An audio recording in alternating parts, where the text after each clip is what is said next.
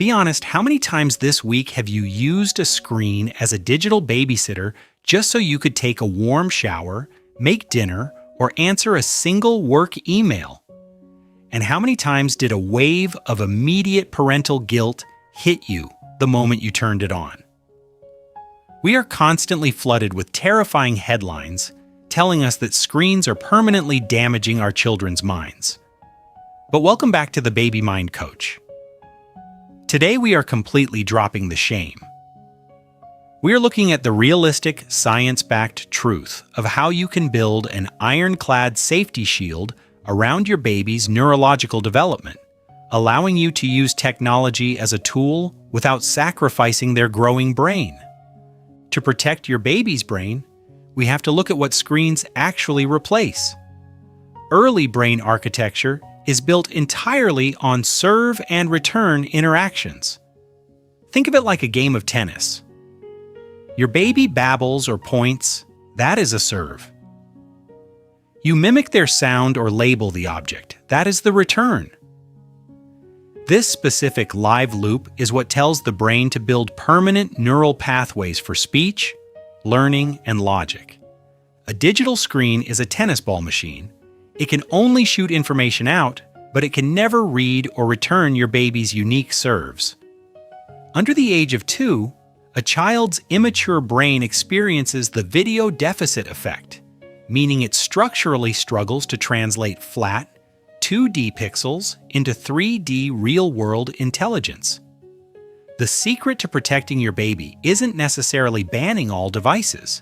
It is making sure that the screen never displaces the high-value, real-world, sensory experiences and human connection their nervous system naturally craves. Let's look at what this digital displacement looks like in real, everyday parenting life across different age stages. Imagine an 11-month-old sitting in their high chair. You have a colorful baby video playing on a smartphone propped against the napkin holder so you can feed them their purees without a struggle. The baby looks completely locked in, frozen in a trance. To a tired parent, it looks like peaceful focus.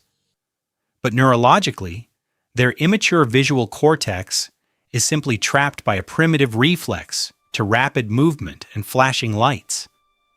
Their brain isn't learning. It is being sensory bombarded, completely missing the texture of the food and the rhythm of your voice. Now think about a 3-year-old at the park. They are sitting on a bench playing an interactive app on a tablet while other kids run by. They are tapping a flat surface to make a virtual character jump over a log.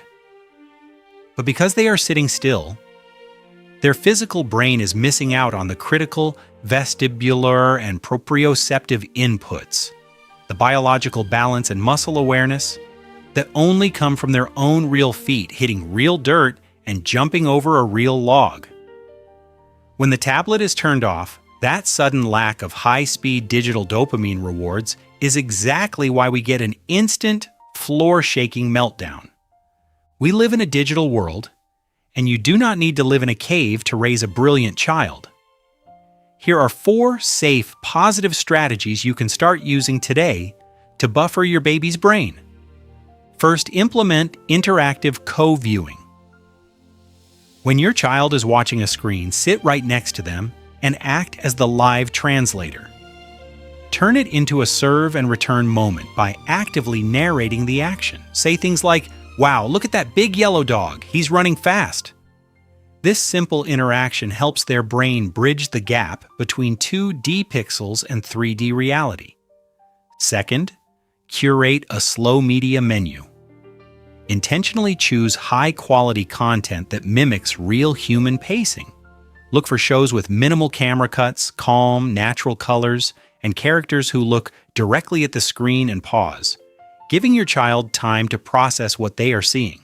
Think of it as swapping high-sugar digital candy for slow-burning cognitive fuel. Third, practice the 2-for-1 sensory balance.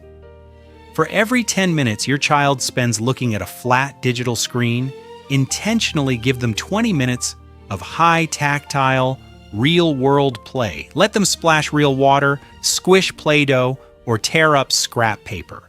This floods their brain with the rich, multidimensional sensory inputs necessary to anchor their spatial awareness. Fourth, establish a strict melatonin buffer zone. Turn off all screens at least 60 minutes before bedtime. The blue light from digital devices aggressively tricks the brain into thinking it is daytime, suppressing the natural sleep hormones they need. Replacing screens with dim lighting and a physical book an hour before bed protects the deep, restorative sleep cycles where brain development actually happens. Using a screen to preserve your own sanity and get through a tough afternoon does not make you a bad parent. It makes you a human being navigating a highly demanding world. Your love, your real-world cuddles, and your daily conversations are infinitely more powerful than any app. Every child's development is completely unique, so if you ever have persistent questions about your baby's eye contact, attention span, or language milestones, always feel free to consult your pediatrician for personalized guidance. What is your family's absolute biggest hurdle when trying to turn off the screens at home? Let me know in the comments below. I read and reply to them all. If this video brought you some peace of mind, give it a thumbs up, subscribe to the Baby Mind Coach, and watch our next video on managing toddler transitions right here. Keep trusting yourself. You are doing a wonderful job. See you next time.